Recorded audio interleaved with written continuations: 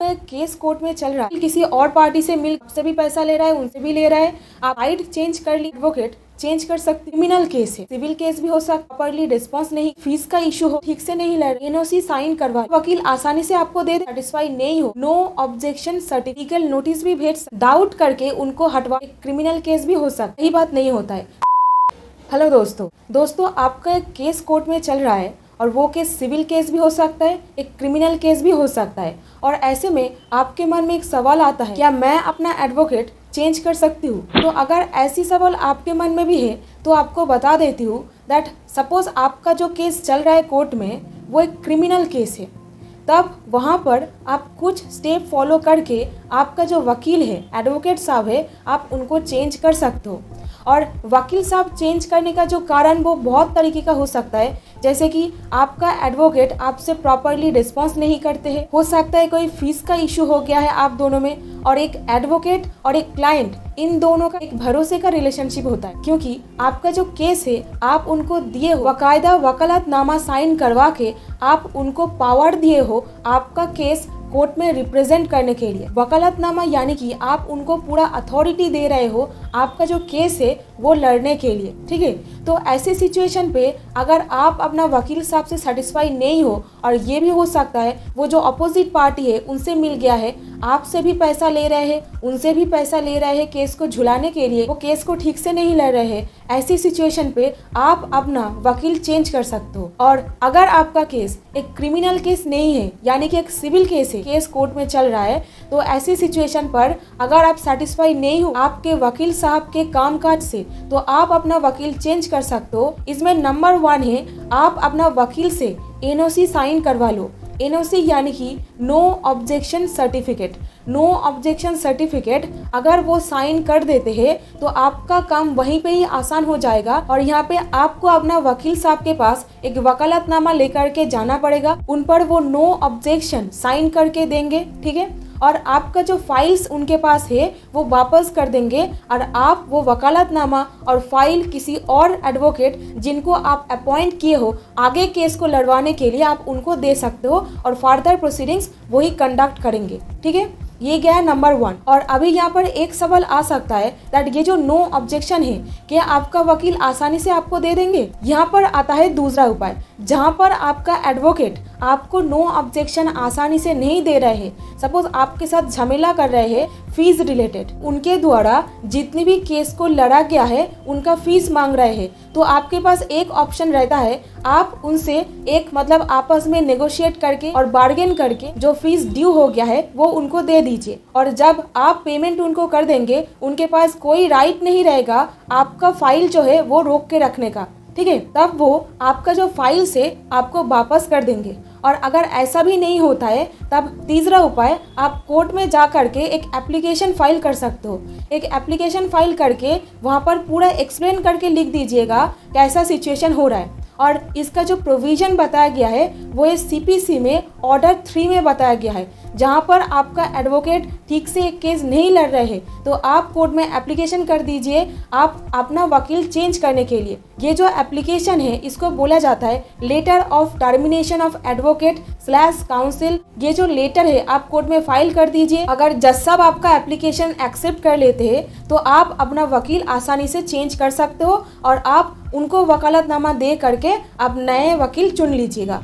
अभी आप एक और सिचुएशन देखिए जहां पर आपका एक क्रिमिनल केस कोर्ट में चल रहा है। ये क्रिमिनल केस में आप अपना वकील चेंज करने के लिए तो घूम फिर के बाद वहीं पे एक नो ऑब्जेक्शन सर्टिफिकेट यानी कि एनओसी पर चला आता है, तो आप उनसे जाकर के कहिए, वकालतनामा लेकर के जाइए एक नो ऑब्जेक्शन देने के लिए और आपका जो फाइल है उनको वापस करने के लिए, ठीक है। अगर वो आसानी से दे देते हैं तो ठीक है, अगर नहीं देते हैं तो क्रिमिनल केस में कोई भी प्रोविजन नहीं बताया गया है जैसा कि सिविल केस में बताया गया है, और उनके पास जो पेमेंट ड्यू है आप वो बार्गेन करके उनको चुका दीजिएगा। और अगर वो यहाँ पे आसानी से आपको नो ऑब्जेक्शन नहीं लिख करके देते हैं तब आप उनको एक लीगल नोटिस भी भेज सकते हो सब कुछ लिख करके।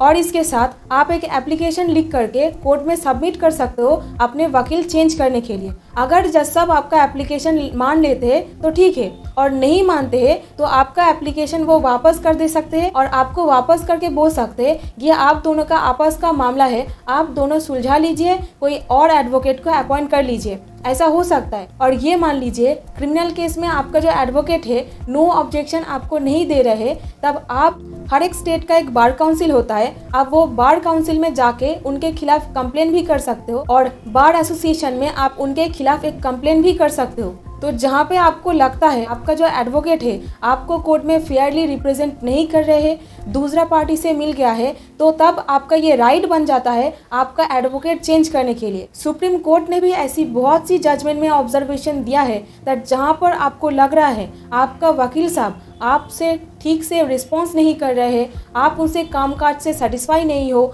आपका केस ठीक से नहीं लड़ा जा रहा है, निष्पक्ष रूप से आपका पक्ष कोर्ट में नहीं रखा जा रहा है और आपका वकील किसी दूसरा पार्टी से मिल गया है, तो ऐसी सिचुएशन पर आपका राइट बन जाता है, आपका अधिकार बन जाता है आपका एडवोकेट चेंज करने के लिए। तो आप यहाँ पर ये जो सारे स्टेप मैंने बताई, तो ये सारे स्टेप्स फॉलो करके अपना वकील चेंज कर सकते हो। वैसे तो सिर्फ संदेह करके अपना वकील चेंज करना कोई ठीक बात नहीं है, क्योंकि ये कोर्ट है और कोर्ट में जो सारा प्रोसीडिंग्स चलता है ये बहुत टाइम लेता है, और टाइम ले रहा है इसका मतलब ये नहीं है आपका वकील ठीक से काम नहीं कर रहे हैं, आप सिर्फ डाउट करके उनको हटवाना चाहते हो, ये सही बात नहीं होता है। क्विक रिजल्ट कोर्ट प्रोसीडिंग्स में नहीं मिलता है, ठीक है। और वकील साहब का काम ये नहीं होता है आपको प्रोसीडिंग्स समझाना, वकील साहब का काम होता है आपका पक्ष कोर्ट में रखना, निष्पक्ष रूप से आपका केस लड़ना, आपको प्रोसीडिंग समझाना नहीं होता है। तो सिर्फ संदेह करके आप ऐसा काम ना करें। वकील साहब चेंज करने से पहले आप थोड़ा सा सूझबूझ से काम लीजिए,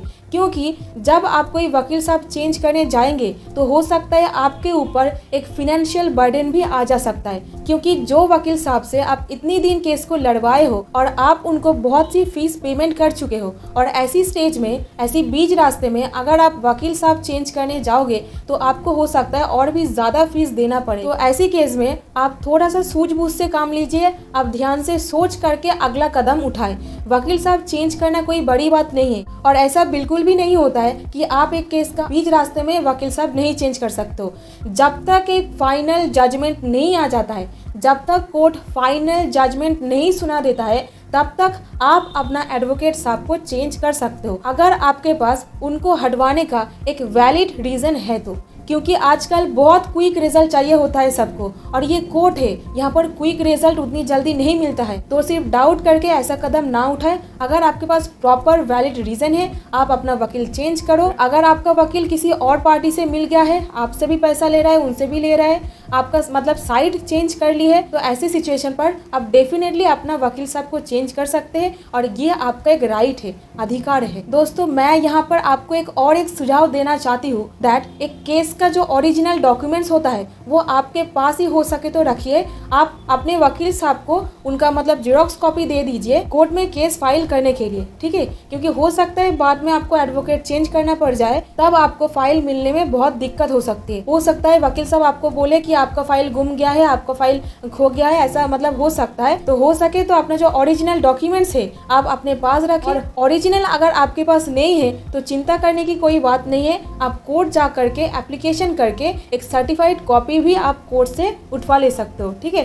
तो सर्टिफाइड कॉपी आप ले करके जो नए वकील आप चुने हो आप उनको दे सकते हो, वो फर्दर जो प्रोसीडिंग्स होता है वो कंडक्ट करवाएंगे, ठीक है। तो यही था इस वीडियो में। तो दोस्तों, जाने से पहले एक छोटी सी रिक्वेस्ट है, ये जानकारी को आपके दोस्तों के साथ शेयर कीजिए, और जिनको जरूरत है उनके साथ ये इन्फॉर्मेशन शेयर कीजिए। पर्पस था एक इन्फॉर्मेटिव वीडियो बनाना, आपको एक जेन्युइन सॉल्यूशन बताना। तो यही था इस वीडियो में। मैं एडवोकेट पापिया उम्मीद करती हूँ आपको ये वीडियो पसंद आया है, और अगर पसंद आया है चैनल को सब्सक्राइब करके वीडियो को एक लाइक करके आपका थोड़ा सा सपोर्ट दे दीजिएगा। सो मिलते हैं किसी और वीडियो में। Till then, stay happy, stay blessed, keep learning new things, respect your parents. सबका रिस्पेक्ट कीजिए, रिस्पेक्ट दोगे तो मिलेगा।